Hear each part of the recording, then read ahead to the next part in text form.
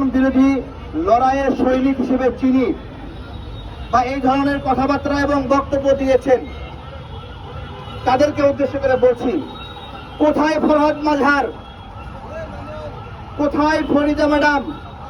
এত বড় বড় ভারত বিরোধী বক্তব্য কোথায় গেল? যদি তাই হয়, আম কেন পাঠালেন, ইলিশ কেন পাঠাচ্ছেন? এই জবাব দিতে হবে। জবাব দিতে না পারলে আমরা অন্য কিছু মনে করব। তাহলে কি এইটাই জবাব? যখন যে ক্ষমতায় আসবে ভারতকে পূজা করতে বাধ্য হবে?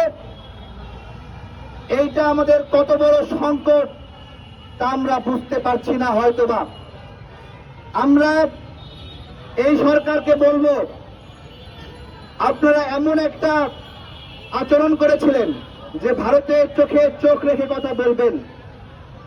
আমাদের প্রশ্ন হলো, দম কেন ফুরায়ে গেল? দম নাই কেন? কি এমন হলো যে ভারতের আশীর্বাদ প্রয়োজন হচ্ছে? অনুরোধ করব জামিল ভাইকে